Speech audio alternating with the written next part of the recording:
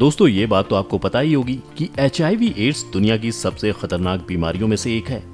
बीते कई दशकों में दुनिया ने काफी तरक्की की, टेक्नोलॉजी में पूरी दुनिया आगे बढ़ी, लेकिन अफसोस कि एड्स जैसी लाइलाज बीमारी का हल नहीं खोजा जा सका। लेकिन बीते दिनों इजराइल से एक नई खबर आई है कि HIV एड्स जैसी जानलेवा बीमारी का इलाज भी ढूंढ लिया गया है। आमतौर पर देखें तो इस बीमारी से जूझ रहे मरीजों का इम्यून सिस्टम बेहद कमजोर हो जाता है और अपने आप वायरस से लड़ने में सक्षम नहीं होता। लेकिन इजराइल के वैज्ञानिकों ने HIV से लड़ने के लिए दवा बना ली है, जिसके बारे में ये दावा किया जा रहा है कि महज इस दवा के एक डोज से ही बॉडी में वायरस को खत्म किया जा सकेगा। अब क्या है ये दवाई और इसे कैसे बनाया गया, आइए समझते हैं। सबसे पहले तो यही समझते हैं कि क्या है एड्स की बीमारी। तो आपको बताएं कि एड्स एक ऐसी बीमारी है जो HIV नाम के वायरस से शरीर में आने से होती है। इसका पूरा नाम एक्वायर्ड इम्यूनोडिफिशियेंसी सिंड्रोम है। अब शायद आप इस नाम से समझ पाएं कि एड्स से जो लोग बीमार होते हैं, ऐसे व्यक्ति का इम्यून सिस्टम कमजोर हो जाता है। अब ये इम्यून सिस्टम क्या है, ये अगर नहीं पता तो आपको बता दें, यही वो सिस्टम होता है जो इंसान के शरीर में होने वाली किसी भी तरह की दिक्कत को ठीक करता है। लेकिन एड्स में यही सिस्टम खराब हो जाता है। ऐसा माना जाता है कि ये वायरस चिंपांजी से इंसान में 20वीं सदी में ट्रांसफर हुआ था, लेकिन उसके बावजूद अभी तक इसका स्टेबल इलाज नहीं मिल सका था। अब अगर इसकी शुरुआत की जाए तो कुछ वैज्ञानिकों की माने तो HIV वायरस सबसे पहली बार 19वीं सदी की शुरुआत में जानवरों में मिला था, जिसके बाद ये ह्यूमन रेस में सबसे पहले चिंपांजी से आया। जिसके बाद 1959 में कांगो के एक बीमार आदमी के खून का जब नमूना लिया गया, तब कई सालों बाद डॉक्टर्स को उसमें HIV का वायरस मिला। 1960 के दशक में HIV अफ्रीका से हैती और कैरेबियन तक फैल गया। फिर वायरस 1970 के आसपास कैरेबियन कंट्रीज से न्यूयॉर्क शहर और फिर एक दशक में सैन फ्रांसिस्को तक पहुंच गया।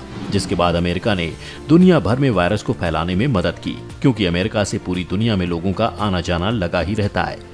लेकिन यहाँ पर गौर करने वाली बात यह है कि HIV 1970 के आसपास संयुक्त राज्य अमेरिका में पहुंच तो गया, लेकिन 1980 के दशक तक लोगों को इसके बारे में कुछ पता ही नहीं था और ये वायरस खुद भी जनता के ध्यान में नहीं आया था। लेकिन फाइनली एड्स की पहचान 1981 में हुई, जब डॉक्टर माइकल गॉटलीब ने लॉस एंजलिस में 5 मरीजों में एक अलग किस्म का निमोनिया पाया। डॉक्टर ने देखा कि इन सब मरीजों में रोग से लड़ने वाला सिस्टम अचानक से कमजोर पड़ गया था। ये 5 मरीज बेसिकली होमोसेक्सुअल थे, इसलिए शुरुआत में डॉक्टर्स को लगा कि ये बीमारी केवल समलैंगिकों में ही होती है। इसीलिए एड्स को ग्रेड यानी गे रिलेटेड इम्यून डिफिशियंसी नाम दिया गया।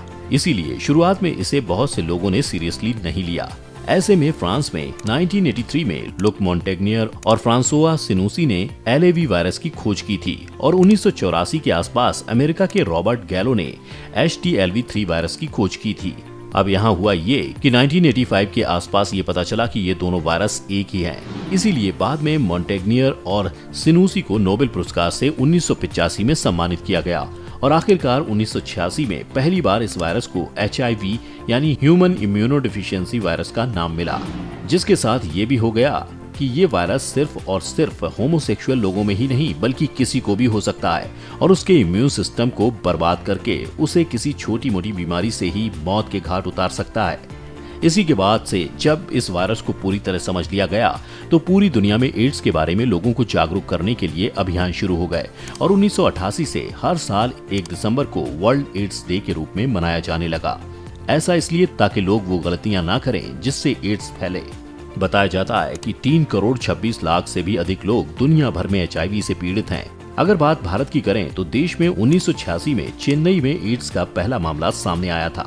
अब ये तो बात हो गई HIV के बारे में पूरी जानकारी। अब आइए समझते हैं कि कैसे बनाई गई ये नई दवा। तो दोस्तों आपको बता दें कि इजराइल के साइंटिस्ट ने जिस टेक्नोलॉजी का उपयोग इस वैक्सीन को बनाने में किया है उसे जीन एडिटिंग टेक्नोलॉजी कहा जाता है। हालांकि फिलहाल इसका ट्रायल अभी चूहों पर किया गया है, इसीलिए अभी इसके ह्यूमन ट्रायल का समय आना बाकी है।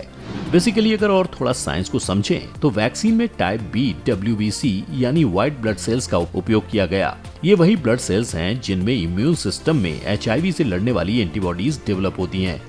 अब ऐसे में जो दवा बनी है उसके लिए ये कहा जा रहा है कि इस दवा से बनने वाली एंटीबॉडीज बेहद सुरक्षित और पावरफुल हैं।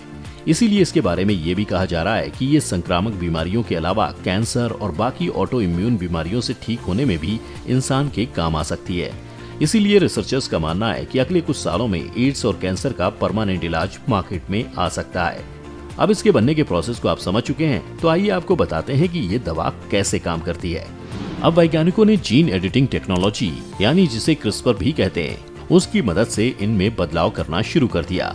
क्रिस्पर CRISPR एक जीन एडिटिंग टेक्नोलॉजी है जिसकी मदद से वायरस, बैक्टीरिया या इंसानों के सेल्स को जेनेटिकली बदला जा सकता है। इससे जैसे ही बदल चुके सेल्स से वायरस का सामना होता है, वैसे ही सेल्स उस पर हावी हो जाते हैं। Type B white blood cells ही हमारे शरीर में वायरस और बैक्टीरिया के खिलाफ इम्यूनिटी बढ़ाते हैं।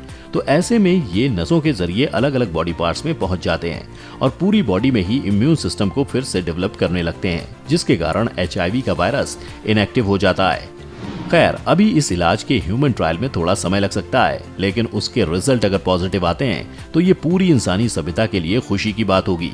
आपको क्या लगता है, क्या दुनिया से कभी एड्स खत्म हो पाएगा? आप अपनी राय हमें कमेंट करके बता सकते हैं।